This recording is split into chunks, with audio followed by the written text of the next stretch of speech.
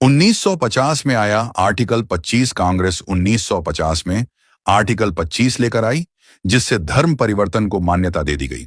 सबसे ज्यादा धर्म परिवर्तन किसका हुआ, ये सब जानते हैं, लेकिन यह तो सिर्फ शुरुआत थी। नेहरू 1950 में आर्टिकल 22 लेकर आए और हिंदुओं से धार्मिक शिक्षा का अधिकार छीन लिया, जबकि आर्टिकल 30 के तहत अल्पसंख्यक अपनी धार्मिक शिक्षा दे सकते हैं। धार्मिक शिक्षा के बाद निशाना मंदिर और धार्मिक संस्थाएं बनी। 1951 में एचआरसी एक्ट, 1951 में हिंदू धार्मिक और चैरिटेबल एंडोमेंट एक्ट एचआरसी लाया गया। कारण दिया गया कि बड़े मंदिरों का रखरखाव सही से हो सके, लेकिन इसकी आड़ में कब्जे कर लिए गए। इसके तहत भारत में मौजूद बड़े बड़े मंदिरों का प्रबंधन सरकार ने अपने हाथों में ले लिया और उनकी संपत्ति का मनमाना दुरुपयोग किया। यह कानून सिर्फ हिंदू मंदिरों पर लागू था, बाकी धर्मों पर नहीं। 1956 में हिंदू कोड बिल, 1956 में नेहरू सरकार हिंदू कोड बिल लेकर आई, लेकिन अल्पसंख्यकों के लिए पर्सनल लॉ बोर्ड को बिल्कुल हाथ नहीं लगाया। यानी देश में एक ही जाति संविधान से बंधी रही और दूसरी अपने धर्म के कानून से चलती रही। आज भी यूनिफॉर्म सिविल कोड से कतराते हैं। कांग्रेस और आरक्षण, कांग्रेस ने आरक्षण की आग लगाई। आरक्षण की देश में जरूरत थी, लेकिन कांग्रेस ने इसे 10 साल की बजाय लगातार बढ़ाते चले गए।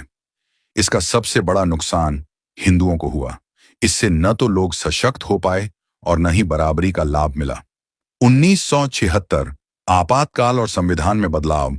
साल 1976 में आपातकाल के दौरान इंदिरा गांधी ने संविधान में सेकुलर शब्द को जबरदस्ती घुसा दिया। इस पर संसद में कोई चर्चा तक नहीं हुई। इसका मतलब यह हुआ कि हिंदू बहुसंख्यक होते हुए भी भारत को हिंदू देश नहीं कहा जा सकता, जबकि हमारे आसपास के सभी धार्मिक देश अपने धर्म के नाम से जाने जाते हैं। 1991 पूजा स्थल कानून। 1991 में कांग्रेस ने पूजा स्थल कानून बनाया। यह कानून हिंदू विरोधी था, क्योंकि इसके तहत हिंदू, सिख और जैन मुगलों के कब्जे से मंदिरों को छुड़ाने के लिए लड़ाई नहीं लड़ सकते। उनके पास कानूनी लड़ाई का कोई अधिकार ही नहीं रहा। इससे लाखों मंदिर और उनका इतिहास खो गया। अल्पसंख्यक आयोग। कांग्रेस ने अल्पसंख्यक आयोग अधिनियम बनाया और अल्पसंख्यक आयोग गठित कर दिया। इससे धर्म विशेष के लोगों को विशेष दर्जा मिला और हिंदू बंट गए। सरकारी योजनाओं का सबसे ज्यादा फायदा धर्म विशेष के लोगों को मिलने लगा। 1995 वक्फ बोर्ड कानून।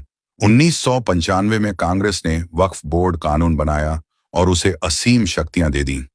आज स्थिति यह है कि वक्फ बोर्ड किसी भी संपत्ति पर दावा कर दे तो अदालत से भी मदद नहीं मिलती। रेलवे और रक्षा के बाद संपत्ति के मामले में वक्फ बोर्ड देश में तीसरे स्थान पर है। राम सेतु एफिडेविट 2004 में कांग्रेस फिर सत्ता में आई और राम सेतु एफिडेविट बनाकर भगवान श्री राम के अस्तित्व को ही नकार दिया। राम सेतु को काल्पनिक बता दिया गया। यह आस्था और धर्म पर सीधा हमला था। 2009 हिंदू आतंकवाद। 2009 में कांग्रेस ने हिंदुओं को आतंकवादी घोषित किया। कांग्रेस ने चालाकी से एक एक करके हिंदुओं के धर्म, अधिकार और शिक्षा के अधिकार छीन ली। औरंगजेब ने हिंदुओं को खत्म करने के लिए तलवार का इस्तेमाल किया था, तो कांग्रेस ने हिंदुओं को खत्म करने के लिए संविधान का इस्तेमाल किया।